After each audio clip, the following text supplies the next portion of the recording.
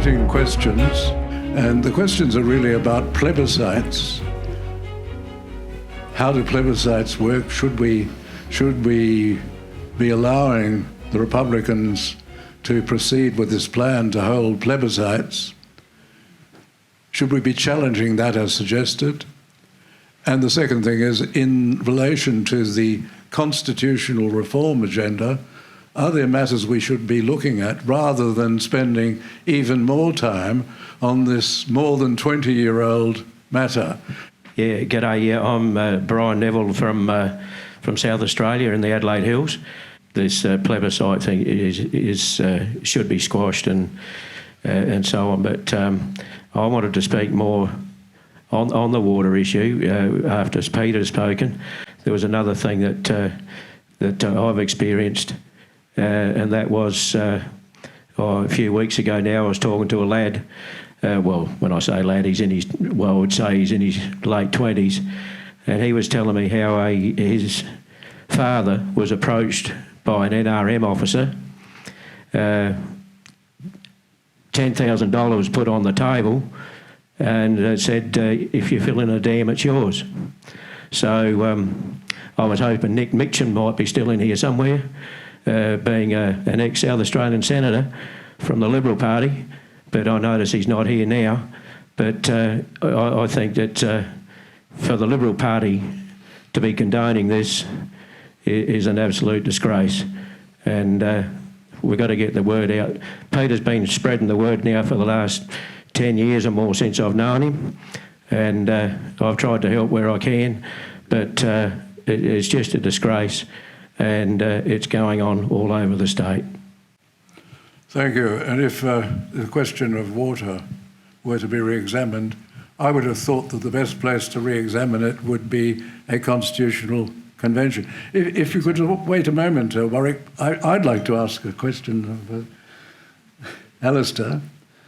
I assume that one would have to wait until a plebiscite were called and then challenge its constitutionality in the High Court. Yes. Well, because otherwise it would be a hypothetical question, presumably, until the mechanism of government actually started implementing a plebiscite proposal, it would still be hypothetical. Bill Shorten's proposal in 2070 was hypothetical on his government being elected, for example, which of course didn't happen. So, yes, there would have to be a tangible proposal. You might remember a case brought by Brian Pape, which is rejoiced in by the Samuel Griffith Society about tax. It was the time of Kevin Rudd's decision to give $900 to all and sundry, yes, including dogs and people who were dead. Indeed. And he challenged it on the grounds that it was unconstitutional action in breach of the appropriations power. I asked him about it later. I said, did you get any guarantee in relation to costs before you took that? He said, no, I didn't think about that. He said, my wife was worried about it later. The problem is, once you commence an action and if you lose, you could be liable not only for your own costs, but the costs of the Commonwealth. Could you not? You can. And can you avoid that? I think the way that the environmental actions are conducted is that they get a plaintiff who's a citizen but has no assets. It was proposed that if that we should challenge a referendum if it passed only in a majority of states. Some people said that if it's only passed in a majority of states and not in all states, it should be challenged on the grounds that it is so fundamental to remove the Crown, it really would breach the original compact between the 6 states. I don't think that accords with Section 128. Yeah, and Section 128 is quite clear. You need a majority overall and you need a majority in a majority of states. It's been very interesting listening to the different conversations today, and one of the things that I've taken away from this is that we are watching a trashing of our Constitution. David has talked about water rights that are being trashed. That's the first point. Bill Shorten tried to trash it with the plebiscite and so on, with either a complete failure on his part to understand the Constitution or complete disregard. And then we've seen it also with the dual citizenship fiasco. And you may remember, and correct me if I've got this wrong, but there was a woman, a Labor Party member, who was a dual citizen. She broke down in Parliament. She claimed she'd been dumped by her mother at the age of 12. It was found out that she'd lied to Parliament, she'd misled Parliament. Bill Shorten, in her defence, said that, OK, it's against the Constitution to have dual citizenship, but hey, what about family? Complete disregard, complete contempt for the Constitution. We saw it also with MPs who stood for Parliament knowing they were dual citizens. One decided that she didn't want to give up her British citizenship in case she didn't win, and she was going to deal with it afterwards. So the point that I'm making is that this trashing of the Constitution is something that exists, and our parliamentarians are showing contempt for the electorate, for the Constitution, for Parliament. So the question then is, Jai, you mentioned 3 points, recall elections, repeal laws, and I forget the third point. You also said something which I've written down as a quote. I'm not sure what you meant, but dispensing with the Constitution. I hope you actually said that, but I don't know. I forget the context. What is the answer? Is it challenges to the High Court, to the politicians? Media is not on our side. All I can think of is to absolutely shame these people, if it can be done. But how we do it, I don't know. And how we can challenge them, bring them back into the orbit of the citizens, people like Peter, who's trying to make a living and who's being thwarted at every step. And one of the points that I brought out earlier, at an earlier meeting, and I think this is very, very relevant for the politicians that we have in Parliament. None of them have life experience. Most of them are there in order to line their own pockets. And my argument is that no one should be allowed to stand for Parliament. I must say, as a senior counsel and a practicing lawyer for 27 years, I've taken a substantial pay reduction to come into Parliament. So I think it's very dangerous to make those sorts of silly generalisations. I earn a tenth of what I earned in private practice. I don't think it's a silly generalisation, and kudos to you if that's the case, but that's your choice. And I'm not complaining about it. I'm complaining about you making an erroneous statement. No, it's not erroneous. We've got... you mean many politicians. You mean many politicians. Many politicians. Stegel, the woman who deposed Tony Abbott, she's bleating about electric vehicles. She can't afford one. She can't afford... She's on $200,000 a year and she can't afford one. And she was a barrister, working as a barrister beforehand. I didn't ask her to become a parliamentarian. So I do believe that parliamentarians are overpaid. They're overpaid. They have no life experience. They have no real life experience at all. And they have no idea how the rest of the world or how the rest of people in Australia live. And so until we change the rules and regulations for parliamentarians, not allowed to stand for Parliament under the age of 30, at least 7 years in private enterprise, and dare I say, 3 years in the armed forces, in any rank, any capacity. Then they will have had a taste of the real life. They'll know what it's like for people like Peter to try and make a living as a farmer, as a builder, as a bricklayer, in business, small business, and they might have a greater understanding of how things operate and less contempt for the Constitution, for Parliament and for the electorate. Question is, how do we do it? Thank you, Warwick. Thank you. I do want to add to that list. Would you like to, although you're well known... My name is Sophie York, and I was the National Spokeswoman for Marriage Alliance between the years of 2015 and 2017-18. I do want to add something to that list of what I think is the trashing of the Constitution, and that's the issue of marriage. And this is...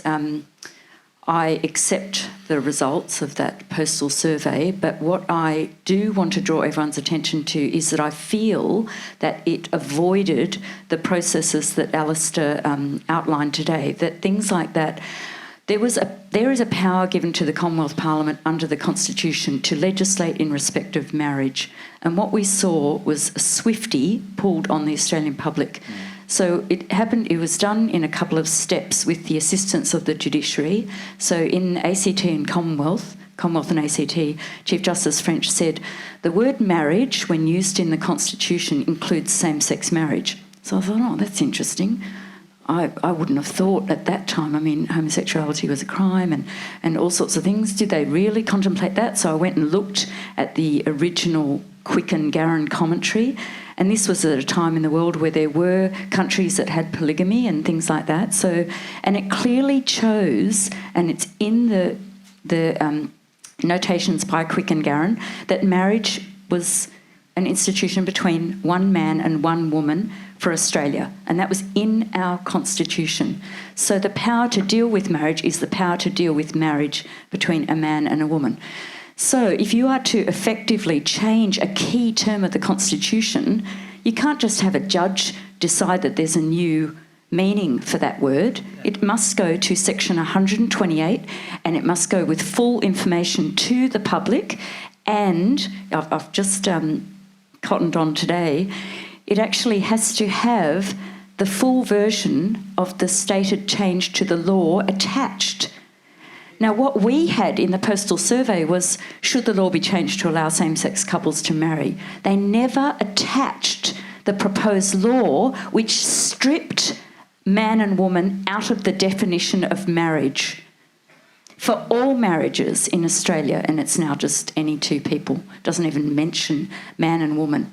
So a trick has been pulled on the Australian public, and it took the judiciary and it took politicians wittingly or unwittingly to abandon proper process under the Constitution, which I now know was a very strictly arrived at, a lot of consideration, and it actually went to all the people to decide on it. So anyway, I would just want to end on this point. Thank you very much, Alistair, for going into Parliament, and I do appreciate the sacrifice that you've made, and you're my local state member, and generally very happy with the job that you're doing. So thank you. Thanks, sir.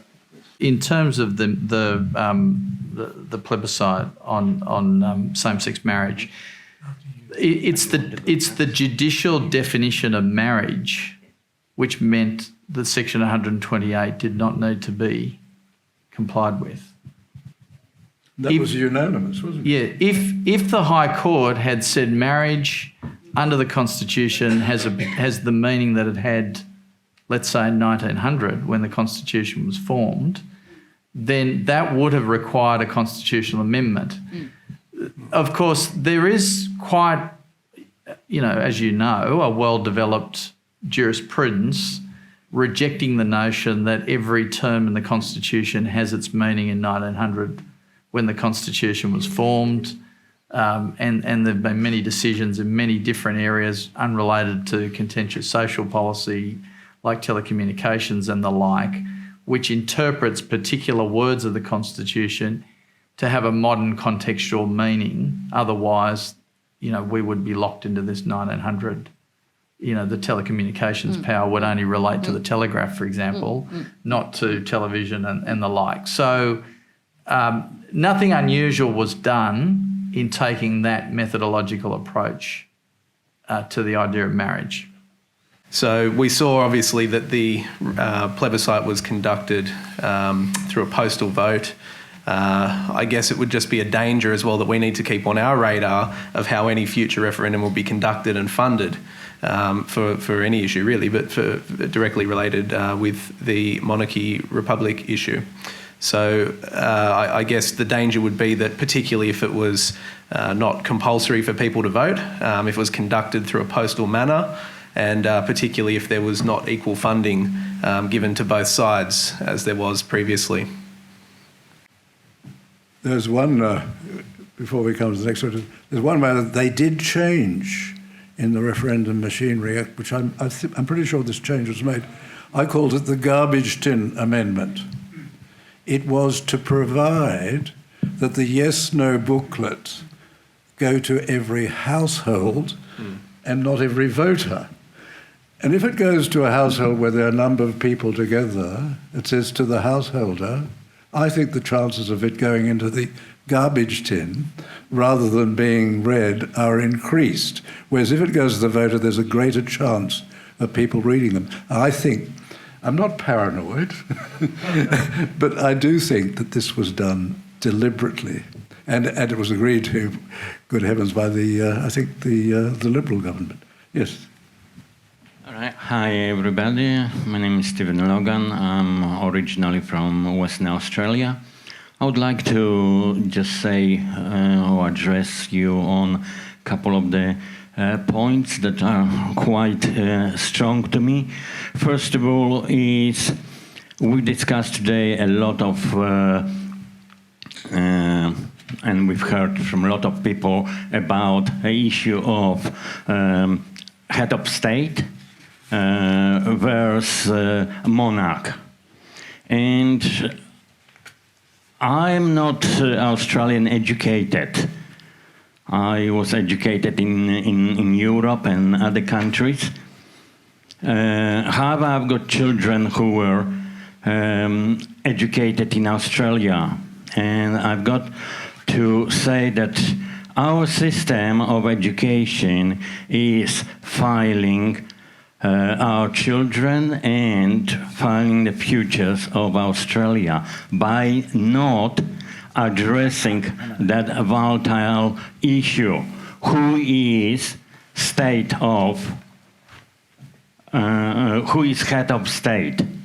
We've got a head of state, but we don't teach about this to our children.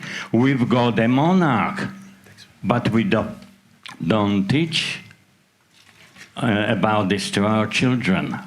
The curriculum is so jammed with other issues, other important issues like gender fluidity and all manner of things. There's no room for this. The teaching of history, I think, is significantly declined in this country.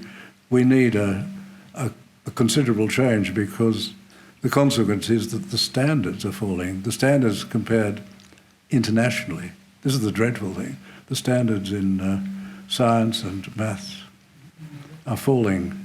Can I add one thing on the question of the head of state? I was completely convinced by Justice Handley, including based on High Court authority, that the head of state was the Governor-General. But I was concerned. I Googled head of state just a few moments ago, and I went onto the DFAT site. This is the Australian Government's Department of Foreign Affairs and Trade, and perhaps they should be drawn to the attention of the High Court authority because they have head of state and Governor-General. Australia's head of state is the Queen of Australia, Her Majesty Queen Elizabeth II.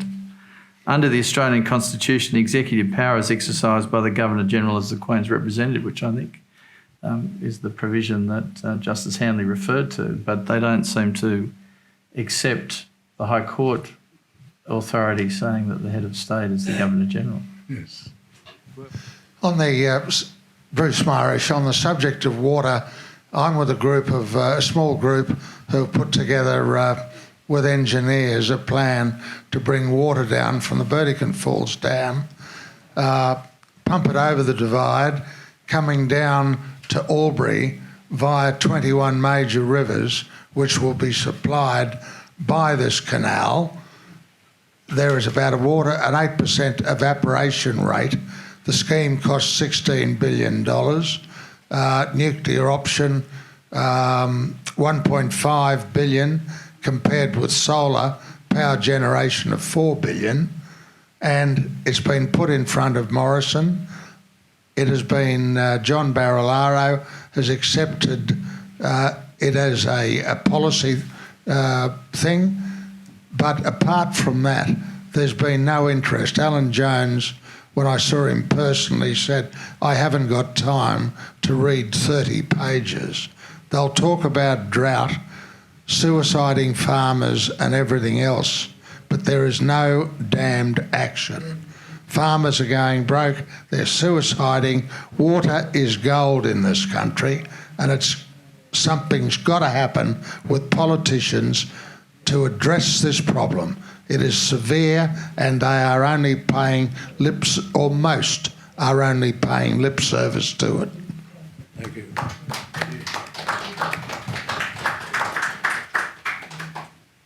Ladies and gentlemen, Andrew Polby. Look, I'm getting sick and tired of the European Union and the United Nations dictating to us how we run our country, because we have been silly in the past signing all these overseas treaties.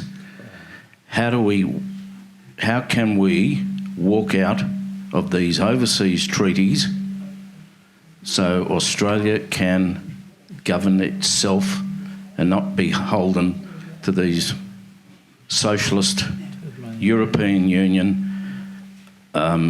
Marxist members of the United Nations? Thank you. That being our last comment or question, I think matters of treaties are matters for the executive government of Australia, and it's always open for government to leave a treaty or in the terms of the treaty or even denounce it. The President of the United States has just started the process of withdrawing from the Paris Agreement. It's always open. We can always do that. The thing is, entering into so many treaties, at least in the United States, treaties have to be approved by the Senate, so there are fewer treaties approved, but then the executive enters into executive agreements. The agreement with Iran about allowing Iran to, or changing the rules about Iran and nuclear weapons was entered into not by a treaty. And it was quite a very effective thing, which again President Trump has attempted to remove the United States from. Well, at this point, I think I should thank all of the speakers, and Alistair's the one speaker here today and at this hour, and I would like to thank him very much for his contribution. And I think I'd like to thank all of those who helped so much, our sponsors who were so generous, and all of you, especially for coming along and helping us today, and our videographer there who's been working very hard all day, so thank you. Yes. So I'll close the meeting. Thank you. Thank you. Very informative.